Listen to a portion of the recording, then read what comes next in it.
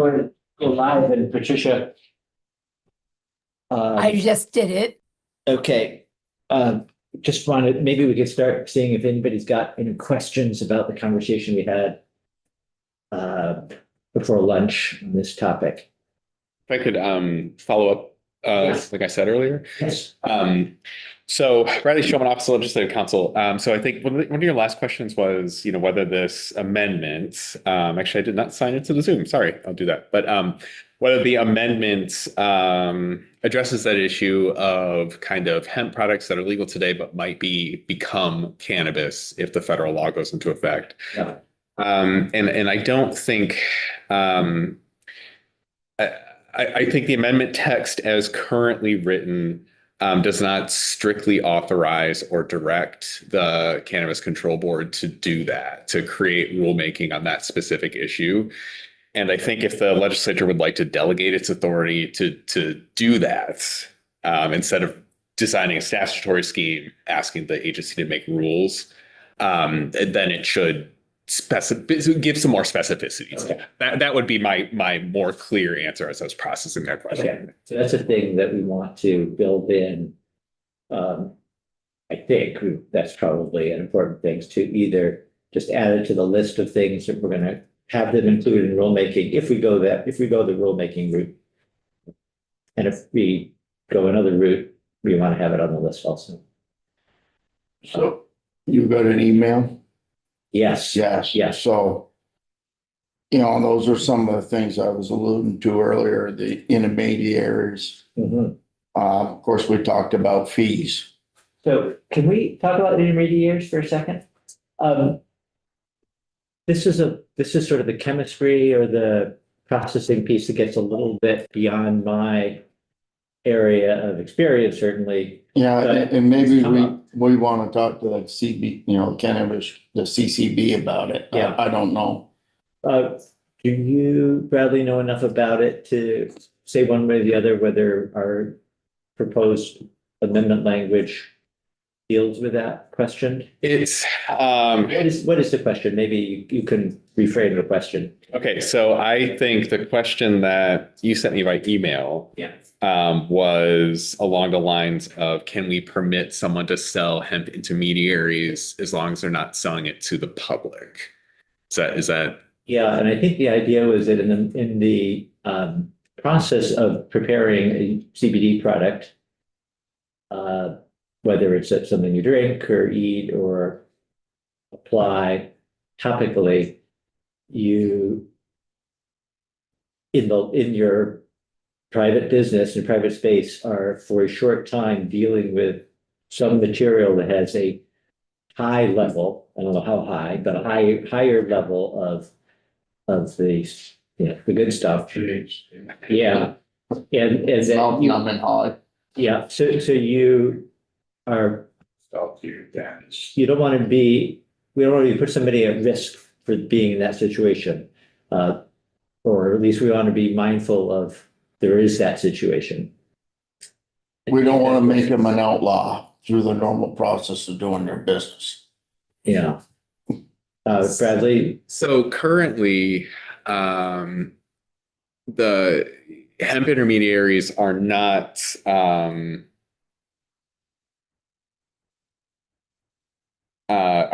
specifically defined in our statute. They are defined in the new federal law that would go into effect, that would have the same, I believe that would have the same THC content restrictions as any other hemp product. And so that's one potential issue. I've just now researched this, so I do need to delve into it more fully. Okay. But these are my top level kind of concerns. Is that hemp intermediaries are going to be woven into that federal fabric if that doesn't change. And so that creates some ambiguity there. And then currently under Vermont law, we don't discuss hemp intermediaries in our statutes in depth, other than to say that a hemp product does not include a manufacturing intermediary that contains more than 0.3% THC.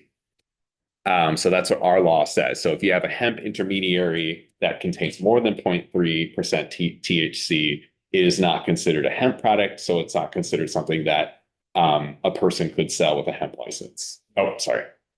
Yeah, did you have a hand up earlier, Tom? Did you have a question?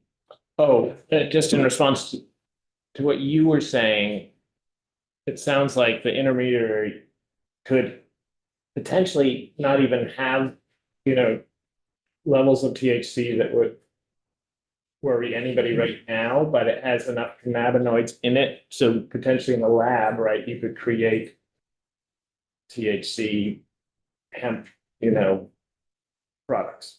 Based on my half an hour of research, yes, that is a potential concern, is that you could turn an intermediary into something else. And so our administrative rules from the Secretary of Agriculture only concerns hemp intermediaries. They only talk about hemp intermediaries as hemp concentrate. And you can sell an intermediary, but you can only sell it to a grower of a hemp crop if the grower is also a processor, or to another processor. And so if the request from the public is to allow people to sell intermediaries more broadly than that, our current regulatory framework does not account for that. And then there's also the federal question mark hanging over everyone's head, which might scoop up those intermediaries anyway. So, one thing that we can do as a committee, when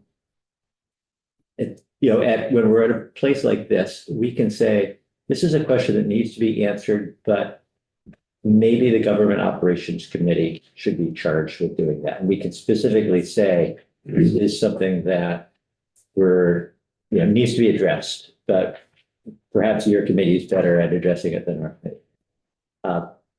Doesn't necessarily apply here right now in this situation, but it might. So just want to toss that out there. Representative Lipsky. Yeah, this is pretty basic, but could you define intermediary in this context? So I would not be able to give you a very robust definition of intermediary. We've been using the word for 10 minutes. We currently, what I found is that the Secretary of Agriculture, when defining an intermediate, actually they're defining a hemp concentrate. So they have the definition of the word hemp concentrate. Hemp concentrate means a process intermediate obtained by separating cannabinoids from a hemp crop using a mechanical, chemical, or other process which consists primarily of cannabinoids. Hemp concentrate is not a hemp product or hemp infused product as defined by these rules. And so what that means beyond those words that I just repeated to the committee, I'm not that familiar with. I need to do more research. And now that we have the CCB here, they might be able to offer their expertise on that piece as well, about what these products could entail, how what their THC content is, and how they're used to make products that could be hemp, could be cannabis, or whatever it is. They might be able to give some more context on that piece. Okay. Richard, do you have a thought? I'll save it for our next meeting. Okay. Maybe we covered this yesterday, but can a hemp, I guess, either grower or processor, I mean, it's a processor at some point, sell intermediary to a licensed THC processor? I think based on a strict reading of our rules, and again, I've only spent a half an hour on this issue, give or take, but based on a strict reading of our rules, it would be another hemp processor. So our rules only allow them to sell it to another hemp processor. There might be some other rules in place that permit someone to sell a hemp intermediary to a THC processor. And I'm not familiar with that in full. Bradley, you have a colleague who staffs the Government Operations Committee. Yes, I do. That would be Who Tucker. that is. Yeah, that would be Tucker. Tucker, Yes. we had Tucker come in and walk us through this stuff. But from the dark side. Right, the vice. Right. Right, Yeah, yes, yeah.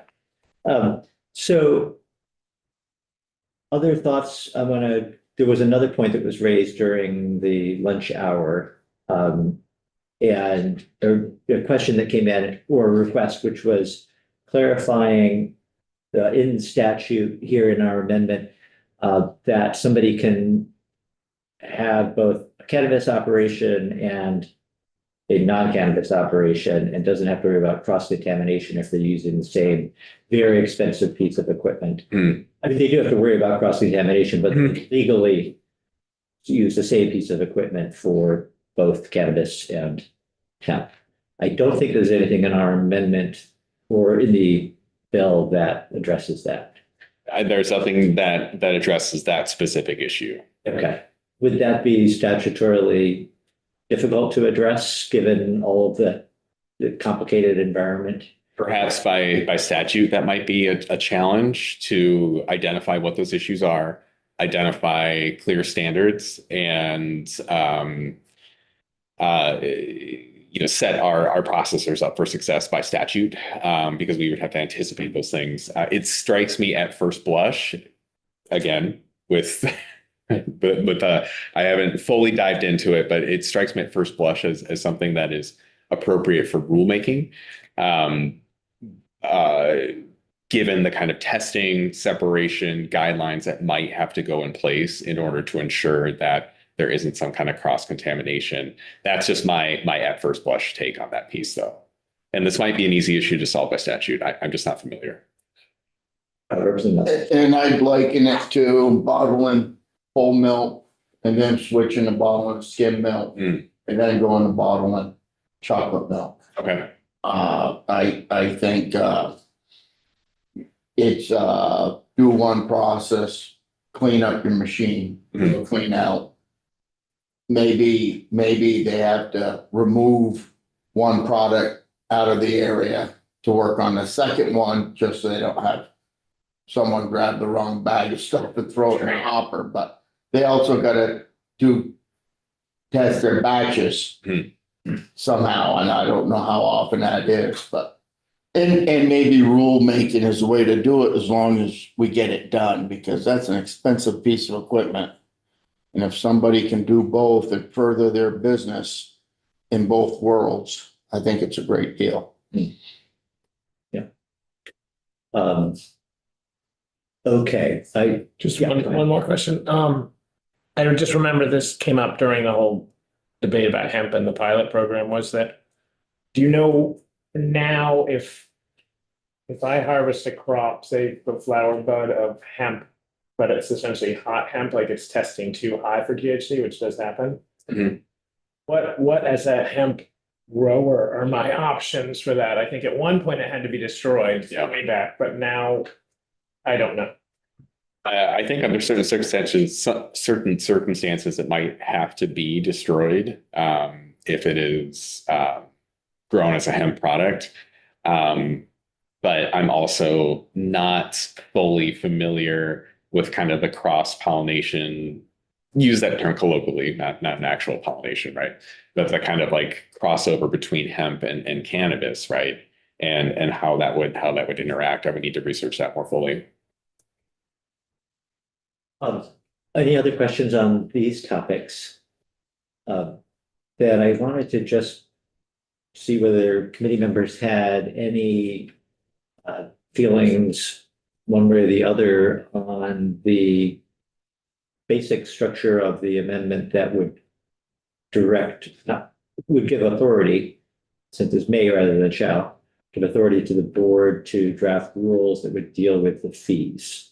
Would deal with ultimately everything but the fees is the key thing I want to talk about now. So that's what's written in there.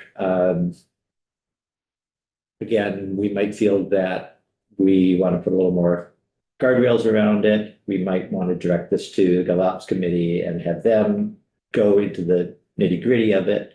But I think we do want to at least convey the sense that we feel, it's our intent anyway, that we not make it more difficult than it already is for this struggling industry segment to survive because their fees suddenly go up dramatically. Is there a reason for us not to just put some numbers in there? I mean, like we saw numbers that we heard that the producers don't like. Could we not modify that and just come up with a number that we think is a reasonable number? Or is there some reason that it's better to have rulemaking happen from another body? Well, yeah, good question. I think that the rulemaking process allows for, is intended to have lots of public input, lots of testimony to try and drill down on what that number should be, so that it's not just an arbitrary number that we might come up with that sounds reasonable. I know that when we enacted the cannabis legislation, there was a lot of time spent in the legislature on trying to figure out what those fee amounts should be and what the levels should be. It went on and on and on. But Yeah, I just wondered if, are there ever fees or registration for like retail outlets? Because what Sam Bellavance was saying, it's, if he has a bunch of products and they all have to have registration compared to the Unilever, who has it in, 1,000 stores in Vermont, but is paying just, one go on that. I wondered if somebody said, one of these craft processors went to the St. Albans Farmers Market and had online sales, that would be two. And so that it could reflect just how much they're out there in the marketplace. yeah, I don't know whether, do you know the answer to that, Bradley, whether there's any? What currently are the bill in its current form does not account for that, and the rulemaking could account for that. I think if that was the committee's goal, the committee might want to give the Cannabis Control Board more direction in that way, in terms of directing the rulemaking. Because that, as it stands with that amendment I presented earlier, I think that could be a possibility, but not a necessary outcome. So yesterday I heard the person who was testifying about hemp mention the idea of having a bigger fee, but getting rid of the individual registration fee for every product. And we actually have had other people also testify about the fact that they don't like that individual registration fee idea. Would we want to narrow it down like on that issue before we send it to the House? Or do you feel like We could, that's certainly a possibility, yeah.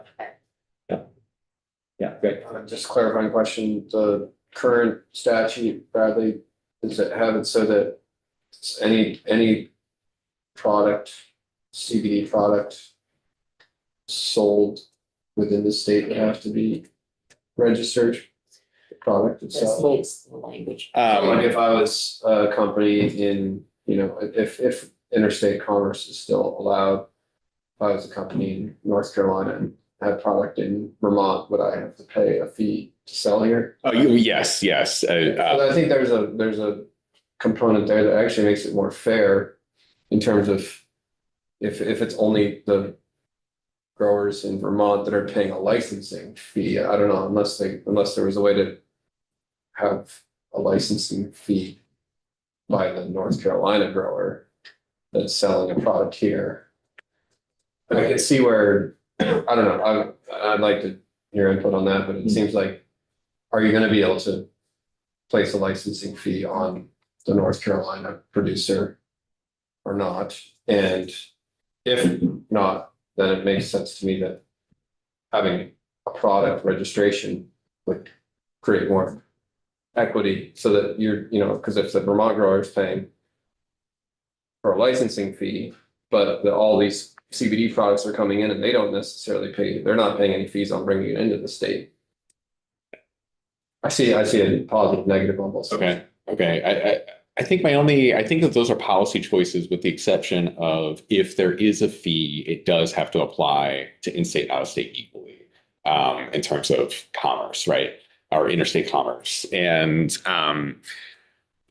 so if there's a fee on a product, it'd have to apply to products from North Carolina, it'd have to apply to products from Vermont. If there's a fee on processors, if you're processing in Vermont, then you pay the fee You know, if you're using facilities out of state and just selling the products, perhaps you likely don't have to do that processor fee, right? And so, you know, I think that those are the policy choices, but I think the same action should have the same fee, as long as it should not discriminate based on interstate commerce, I guess is what I'm trying to get at there. Right. Not sure whether the Cannabis Control Board wants to say anything at this point on the record and. Yeah, for the record, James Pepper, Chair of the Cannabis Control Board, and General Counsel Dave Gilman. I'm happy to answer any questions at all on this. And I think conceptually, what we've taken away from the conversation since this bill has left the Senate, and you got to remember that a lot of the language was conceived of in the Senate prior to this change that happened last November. So it was contemplating a robust interstate market and all these large corporations that are shipping products into the state. It wasn't contemplating just a purely intrastate market of small craft producers. So what the amendment that you saw today tries to borrow concepts that we actually already have in the cannabis industry and apply them to hemp, which is, for instance, if you're a small cultivator, you gave us on the cannabis side the authority to waive regulations for small cultivators. Similarly, we created a tier called a tier 1 manufacturer, which is essentially the smallest tier of manufacturing. And they've got a lower fee and they've got reduced regulations as well. And that's based upon the Department of Health's like cottage processor, food processor, their lowest tier. So those manufacturers, in order to qualify, you have to have less than $50,000 annual sales. And then also you allowed us to reduce or waive fees for applicants that can demonstrate that they've been harmed historically by the war on drugs. So we got to define what that meant. And we said that it's you've been incarcerated for at least a day for a cannabis related offense. And if you qualify, and you have to be at least a majority owner of the business. If you qualify under that, we have a graduated fee schedule. So you pay 25% of the standard fee in year 1, 50% in year 2, 75% in year 3, and 100% afterwards. So that's what was trying to be done today, or the amendment that you saw today. Allow the board to create a definition of a craft processor and allow us to waive regulations that aren't necessary for a small craft operator. Allow us to reduce the fees for those folks. And then there's a third part of what you saw today, which is let us just move entire categories of products out of that product registration process. Like if you're making dog treats, and no offense to dogs, but what we're concerned about are human ingestible products. Those are the ones where if you haven't, gone through a purity process, if you're not using good manufacturing processes or sanitation processes, there's real consumer risk there. And that is the point in which we look for those things, those contaminants, adulterants. So the amendment you looked at today tries to bridge the gap between all the testimony you've heard from the smaller operators in the state. Now, you don't define in statute what craft means in the proposal. You ask the board to do that. And I think that is important because until November, we don't know if we're going to have out-of-state people shipping products in the state, or this is just going to be purely within the kind of, the Iron Curtain goes up around Vermont and only every product that's sold here has to be produced here. The hemp has to be processed here. So if this is a intrastate market and we have the big players from out of state coming in, a guy like Sam Bellavance might be a craft cultivator. He's got, I think, somewhere around 30 employees. That when you compare that to, the big players that are in California, Minnesota, and Oregon, that's a small craft company. But if this is a purely intrastate market, you think about the sole proprietors as the craft cultivators, the people with less than 10 employees as the really craft ones. So we don't know what it's going to look like in November. So we don't know. I don't think we want to lock in what craft processor means in statute until we know, is Sam Bellavance a craft cultivator that we can reduce regulations for? Or is it just the, Annika McCanns of the world that are really just, under $100,000 in annual revenue? So it's hard to say. That was the intention here, was to try and, reduce the regulatory burdens, reduce the fee. As far as selling at a farmer's market, I know that came up today with the law or the proposal, the bill that came over the Senate directs the cannabis board to decide where these products can be sold. As in, you're talking about a 1.5 milligram seltzer. There's still THC in there. I know people say it's CBD and it's not intoxicating, but you have 4 or 5 of them, you're in the adult use world. So we may want to say that those have to be sold at places that have a class 2 liquor license, so where you can sell beer and wine, sell them at, and then we have discretion on where the products will be sold under this language, rulemaking authority. And then if someone is a craft cultivator, qualifies as a craft processor, then we can waive that and say, no, you can sell them at a farmer's market as well. You can sell them in these areas as well. So it tries to provide maximum flexibility, given that the uncertainty is very real right now. What about the suggestion that retailer also be licensed or need to pay a fee in order to sell products? It's certainly doable. I think it adds a lot of compliance costs to us, but it's certainly doable. I mean, we essentially have to inspect everyone we're licensing. And we've decided that under this proposal, not knowing whether this is interstate, intrastate, that we're reclassifying one of our positions to be a hemp compliance and licensing person. So one FTE. If we have to license and then inspect and send, the kind of secret shoppers in and all the rest of it to every licensed retailer, it might balloon the cost of the program. But again, if you set the fee such that it covers that cost, then that's fine. Of course, the whole point of this is to, these are low THC products. People want more market access, not less. And if adding a fee at the retail location will certainly reduce the number of people that are even willing to carry these products. Representative Nelson. Yeah, thank you for that. And I understand with this, if the federal changes all come about in November, money handling changes. Yeah. A lot of things change, and perhaps it'll have to be sold through a dispensary or whatnot, because you can't use a credit card. You can't use Crop Cash Plus. Yes. Yeah.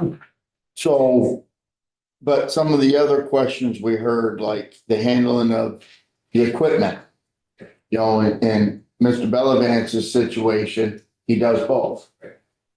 Very expensive equipment, state-of-the-art equipment. You ought to be able to come up with rulemaking so we could do both. I don't want to anticipate this, what the board will end up with, but I fully appreciate that you can't just duplicate all of the cannabis equipment that exists. We have 75 manufacturers that have all this very expensive equipment. And we're talking about, if this is a purely interstate market within Vermont, and all of a sudden all the hemp processing has to occur within the state because it's naturally going to turn into an intermediary that's considered cannabis at the federal level. There's no way that we can afford, and you don't get access to bank loans. These businesses aren't going to be able to, there's no way that we have the private capital to start up a whole hemp processing facility when we have all of these existing cannabis manufacturing facilities. It's a little bit, so the answer is we are going to have to figure that out. And we can't do it. We can't come up with a solution that's not a solution. If hemp processors are buying a bunch of hemp and they have nowhere to process it, that's not a solution. What I would do is look to other models currently under existing law. The people that are making these seltzers with THC in them and using existing alcohol licensed facilities to do it, they have to have a break, just like you suggested, between when they're producing alcohol and when they're producing hemp infused beverages. And that's how they stay compliant with the federal agencies that regulate alcohol. That's how they stay compliant with DLL. And so they just want to see, those regulatory agencies want to see a clean break. So you can make your hemp products, for 3 months out of the year. You can make your cannabis products for the other 9 months out of the year. However you want to structure that is fine with us, or fine with me. But there is a little bit of possibility of cross-contamination, because once you convert something into THC, our tests can't tell whether it was from hemp or from cannabis. And therefore there's possibility of inversion, taking that hemp grown THC, hemp derived THC, and putting it into the cannabis market. And that just will rip the floor out of all of our cultivators in the state. So, while we're talking about that, let's talk about the intermediaries. I call it the byproduct. Yes. Of creating tinctures and full spectrum tinctures and stuff. And they come up with this little bit of this product that can't be used in the hemp world because it's at a concentration that's intoxicating. Now, I don't know if they blend that out and that's how they make their seltzer. I don't know. I'm not in that world. Should be, but I'm not. But anyway, those intermediaries. Is there a way that they can move that into the licensed intoxicating side without blowing the wheels off that bus? So we don't allow hemp-derived Delta-9 THC to move from the hemp side into the cannabis side. We have a seed-to-sale system. So all of the THC that's supplying the cannabis market has to be grown from a licensed cannabis cultivator. We do allow certain of the minor cannabinoids, the CBD, CBN, CBG, CBG, the whole alphabet soup. We allow some of those to be produced from hemp and brought into the cannabis market, but not the Delta-9 THC.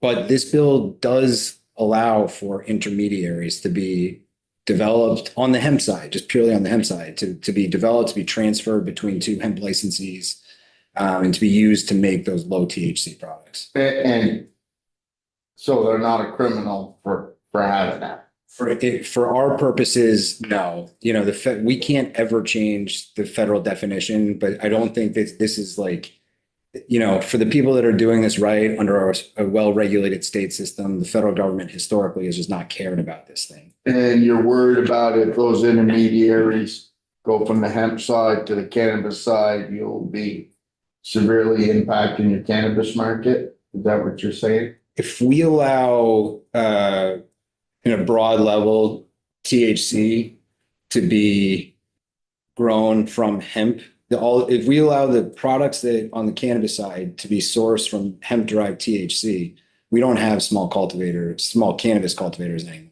I mean, it's just the incentives the licensing fees to be a cannabis cultivator compared to the fact that it's free to be a USDA registered hemp cultivator. It's $1,200 to be a cannabis small cultivator. The amount of testing and everything that goes into being a cannabis cultivator, and then the 280E tax situation, the bank situation, the insurance situation. Everyone will be sourcing their THC from hemp, not cannabis. So it just pulls the rug out of all of our cannabis cultivators if we allow Delta-9 THC to come in from hemp into the cannabis. So, just want to be clear, when you say that this bill would allow someone to buy and sell these intermediates, is it the underlying bill that we got from the Senate, or is Yes. it the amendment? No, it's the underlying bill.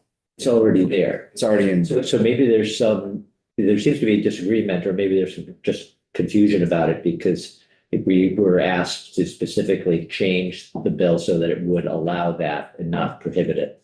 If you look up the word process intermediary, you can see where it comes up in the rulemaking and just see that we allow the kind of one of the authorizations is to allow the possession and transfer of it between licensed processors. Yeah. If it needs clarification, that's fine, but that's the whole intent here. I mean, we don't have, Annika McCann was a prime example. She's not, you know, she's not touching the biomass, or some of these companies you've heard from, they're not actually touching biomass ever. They're buying the intermediaries and making the formulations. Thinking about your point that depending on what happens in November or sometime in the future, you might look at the word craft and define it differently, more broadly and more specifically. I'm guessing that a larger Vermont-based producer who would fall in the craft category when you were talking nationally, might still feel that in a market that's just intrastate, that's tightly, limited by state boundaries and everything else, that it would be difficult for them to survive, and that what they're selling is a product that's not a danger to anyone, that isn't currently regulated, that just because the federal government has made a somewhat arbitrary decision, now needs to be looked at more closely, but that it's overkill, and that charging them on top of everything else is, not equitable. So I don't know whether I don't want to put words in anybody's mouth, but I think that the testimony we had was that, this is unfair for us too, not just for the small tabletop producers, but for the large businesses. So the thing, I know it's a little bit of a leap of faith, but what you're doing is you're authorizing the board to decide craft, and we could say everyone's craft, and start reducing those things. What we don't know right now is, are these really big corporations out of state going to be participating in the Vermont market or not? And if it turns out that this is just a Vermont market, we could use that same authorization to just say, if you have less than 100 employees, which I think covers probably everyone in this industry right now, in Vermont, your craft, and here's the regulations that we're reducing or striking or just not applying to you. And here's the fee waivers that we're going to give you. And again, we can't really start defining craft. We can have various options until we know what happens in November. And rulemaking at its best is a 4-month process. So you guys will have another bite at the apple on that definition of craft before we ever get to the notice and comment. Like, will be a notice and comment likely by the time we know what happens in November, by the time you guys are back. Representative Nelson? Thank you. Who would work with the board on rulemaking? Is it strictly done within the board, or do you work with some of the processor farmer type stakeholders? The latter. I mean, anyone can participate. When we have very robust participation in our cannabis rules, as you might imagine, it's not just industry representation. We had a lot of comments from public health oriented folks and from student advisory groups and people that really are concerned about this industry and the rules that are governing it. And as of today, right now, hemp products that are coming from out of state, we have no control over. If they call it hemp. For the most part, that's right. I hate to say that because I don't want to encourage. I understand. Yeah. And the person that testified yesterday is all in favor of there being somebody to police that, to keep the intoxicating product under control or out of. So you have a good model on this already in tobacco. It's the internet sales ban, the delivery sales ban, which has real teeth behind it, but it's administered by the Attorney General's office. And so we are in conversations with them about adding cannabis and hemp, intoxicating hemp products to the internet sales ban. But it's a resource issue for them because you send the cease and desist letter, people ignore it. Well, you got to have a graduated sanction. And so it's not just something that they can just pull in a whole industry or a whole new category of products to without us figuring out how we're going to divide the labor on it. So, go ahead. right now, if I was a hemp grower and processor and I ended up with an intermediary that, you know, federally had too much THC, do I mean, I'm not doing anything felonious if the final product is diluted back to a federally okay level?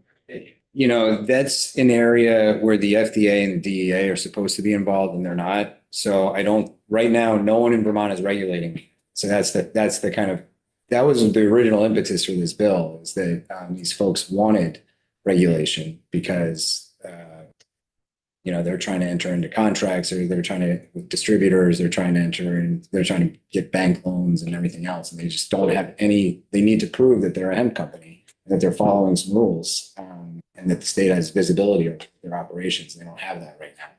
So, I mean, that's the gray area. It's allowing all of this kind of interstate, you know, commerce of both intermediaries and intoxicating hemp products.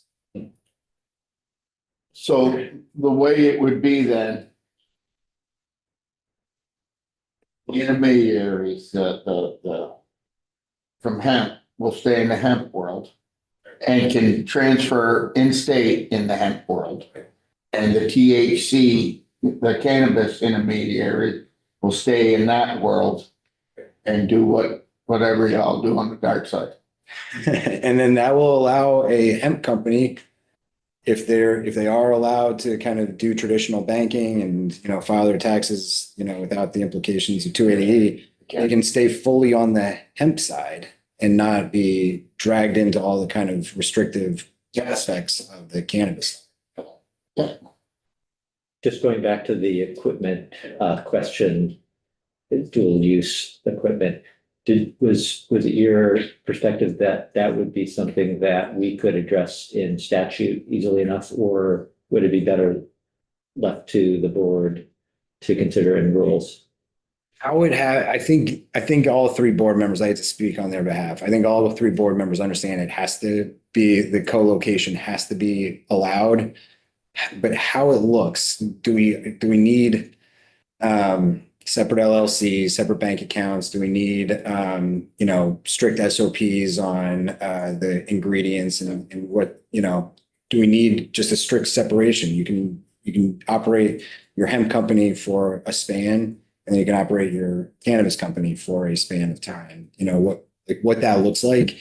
If you want to put it in the statute that co-location is permissible, or is, you know, I don't know how you would draft it, but I think the board fully recognizes that we can't just ask the 75, we can't ask these hemp processors to go find the money to buy all this equipment when it already exists in Vermont. It's just on the cannabis side. Not realistic. So, okay, good, thank you. What I'm thinking we might want to propose then, we can have Bradley draft something up, is add a few things based on what conversation we've just had here to the specifics of what we would want rulemaking to include. And then add some intent language at the beginning of the section, at the beginning of the amendment, that says it's the legislature's intent to do, and then list the things that we've talked about that are important. So not overcharge, allow smaller businesses a path forward that's, you know, doesn't make them outlaws in the state. Anyway, if the 4 milligram or 0.4 rule moves ahead, and have that be our proposal. Have GovOps look at that, take testimony. They'll probably hear from the same folks that we heard from, and if they feel that they should be doing something a little bit differently, they'll have an opportunity to say so first. Thoughts on that? Just on the growing side, I mean, it's all about what happens in November, but if, say, you know, nothing happened in November and we sort of were back to our status quo now. But this bill, this language passed so that hemp is moved to CCB jurisdiction.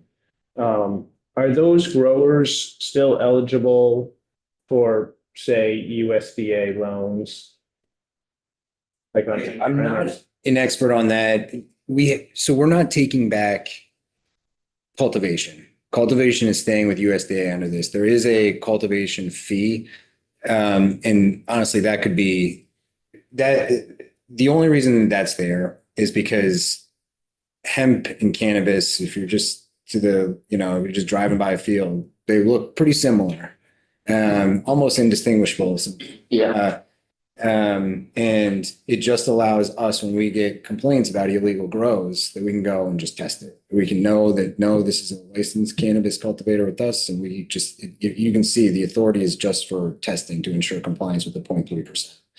I don't know if that takes away their ability to get USDA loans if they have a permit with us. I don't think so, but I maybe Steve Collier would know, maybe USDA would know. I don't know.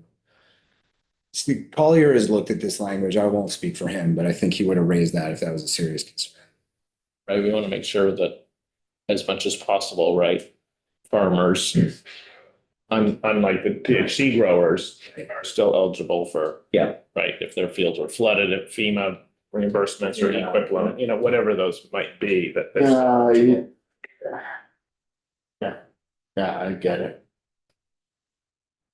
I'm certain that the Agency of Agriculture doesn't have a problem with the language. They came over and presented it basically. So, but I don't know the answer to that question. All right. Any other thoughts? So thank you very much for Thank you. coming back in. Let's just see if Bradley needs some more direction. Yes.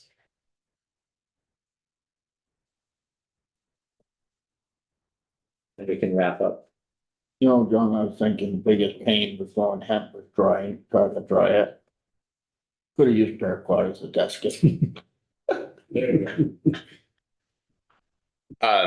It's intoxicating. For the intent language, I think, can I ask you to draft something that what you're thinking of the intent be and then send that to me? Brainstorm it here. Okay. And Because it's an awkward position for Office of Legislative Counsel to write the intent, right? That should be your language, but I'm happy to help. sure. Okay, good. Right. Well, we can make sure we'll have the committee weigh in, and then we can, I can put something together. But And there is one other issue that I just identified. But with the fees generally in S323, there actually is not a special fund for the Cannabis Control Board to deposit those fees into. And so I just did some quick research, and you folks, that the Cannabis Control Board does have a special fund that they deposit cannabis regulation fees into, and we're wondering if, or the recommendation would be to include in an amendment a line saying that fees received shall be deposited into the Cannabis Control Board special fund. yeah, I mean, I believe the point of the fees is to support the work of the board. That's correct. So we want to set it up so they can do that. If there's an existing fund, is there a reason not to? I don't think so. Do you?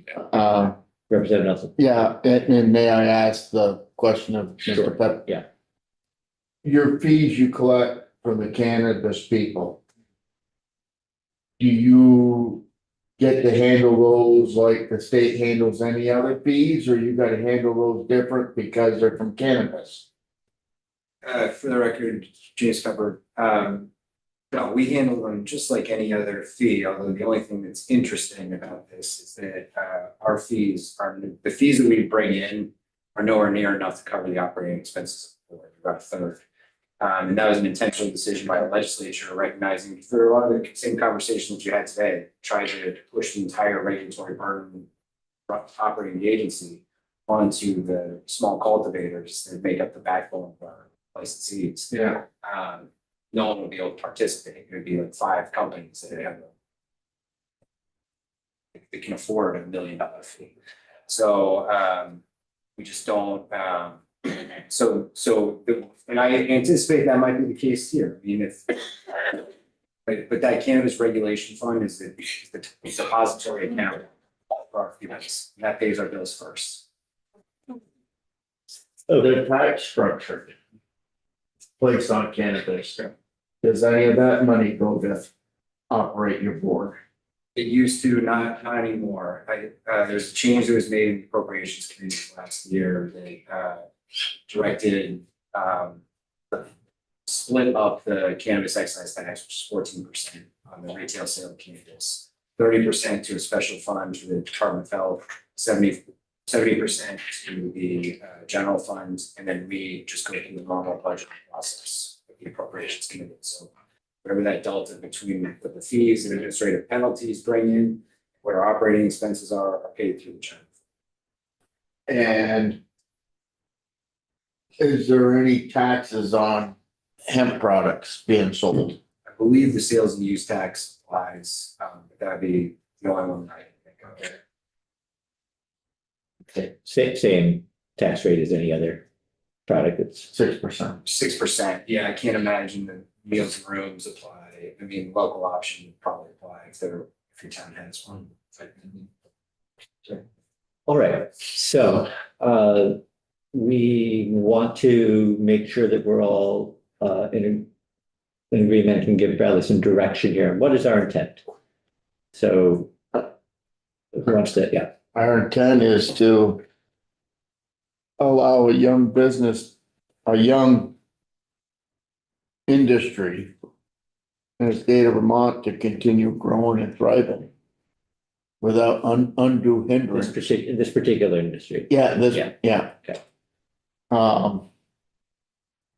Realizing that there's changes. You're a better wordsmith than I am. Oh, look at me. Okay, so we wanted something that sort of captures that feeling that we want this industry, despite federal, Maybe federal, yeah. They summed it up very well right before. Okay. And I think, Greg's comments earlier, before we vote for also summed it up well. I mean, we want to support these agricultural businesses, give them room to survive and thrive. But your general overview very relatively succinct and Give it back in my fact. Give it right. I just find the hardest thing is for us to move forward with policy with what happens in November, drastically changing what will happen. Like if all these rural agricultural economies lose 90% of their business, that's. so The thing about it, though, we heard yesterday is they welcome the protections to Vermont's market. The protection of the Cannabis Control Board to the, I don't know if we call them bad actors or whatever, but the intoxicating Right. hemp products that are coming into the state willy-nilly. And they're asking for that protection, because when these people are crafting their hemp products, they're making them non-intoxicating, regardless of what Mitch McConnell said. So I think we also then want to say that it's our intent to create a separate carve out. I don't know if we want to use that term, but regarding fees, different category for small craft producers. And that might be enough as far as intent goes. I do think for the equipment piece, maybe we can have you write, Bradley, in that section or in an appropriate section that we want there to be. So we want there to be permissible for the equipment to be used in both cases, but we want to direct the board to develop the rules. Okay.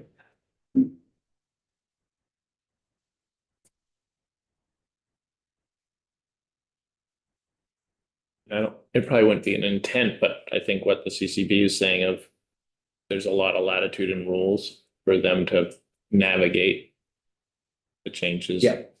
And I think this committee would support that too, just because it's pretty fluid. Okay, anything else?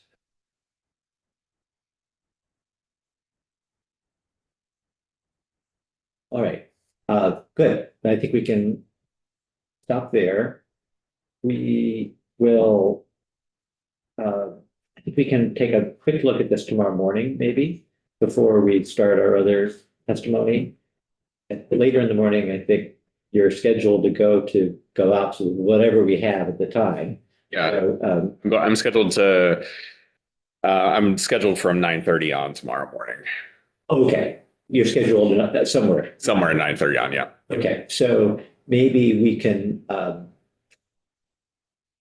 if you have that language anyway, without you, I think we can look at it. Okay. But I'll check in with you later today to. Would you like me to, if the committee hasn't seen the amendment, would you like me to share that with GovOps or just tell them there's an amendment brewing that might come No, I later? think we should plan to share it, and I Okay. think we can look at it, even if you're not here to. Okay. Do you have time before 9:30?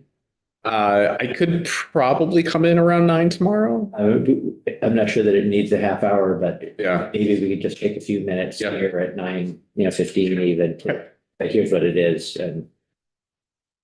Yeah, okay. All right, well, we'll possibly do that, but. Okay. Okay, thank you very much. Thanks. All right, we think we're done for the day, and then tentatively we might gather a little early.